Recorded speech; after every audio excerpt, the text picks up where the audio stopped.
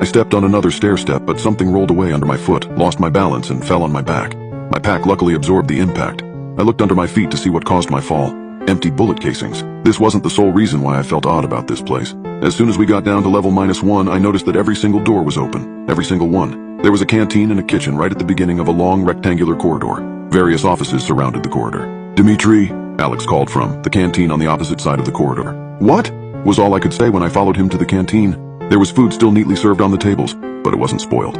It wasn't fresh either, but it wasn't decaying as a 30-year-old meal should. "How is this possible?" I asked. "I don't know, maybe it was irradiated or something, but it's not anymore, I checked that.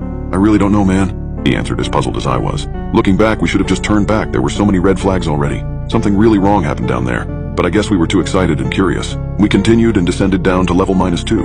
The stairwell ended here, and to go deeper, we would have to cross the entire floor to reach another one on the opposite side.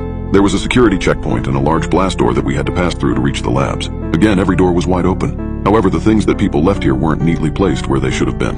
It was a mess everywhere. There were all kinds of rooms with all kinds of equipment that I didn't understand.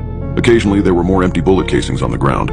There still was the one central rectangular corridor as above, but the rooms around it were like a little maze. Almost at the other side of the floor, we found the head scientist's office. As I said, everywhere it was a mess, but I found a logbook on the desk. There was only a handful of pages, the rest torn out.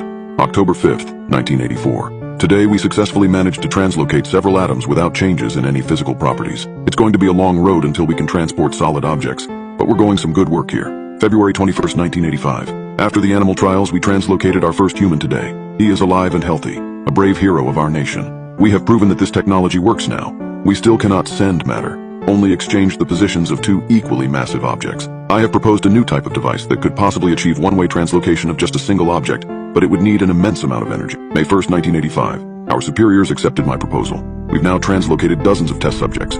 Each one is alive and well, but sometimes they are a little bit, well, different. They sometimes claim that various events in the past happened differently than they really did. Sometimes they claim to know people who don't exist, or more alarming, they know people who they are not supposed to know. The following was written below with a pencil by hand. Test subject 28 was speaking an unknown language and couldn't understand any real language after the experiment. There was a lot of missing pages afterwards. August 13th, 1986. We are going to try to change our approach. We are going to try to access the conduit reality instead. Even though Unit 2, the one we built in the power plant, is still new, we are going to use it for this experiment. Who knows what wonders are waiting for us on the other side. There was one last page in the logbook. On it was just a single phrase written again and again. We let them in. "Alex, I think we should go," I called. "Come take a look at this," he answered. I stepped out of the lab and back into the hallway. There were clothes all over the corridor. Well, what was left of them. They were torn to shreds. No bodies, no blood, just strips of cloth and an occasional shoe or a watch. I looked up and stared down the dark corridor in front of us. I just stood there for a while. It was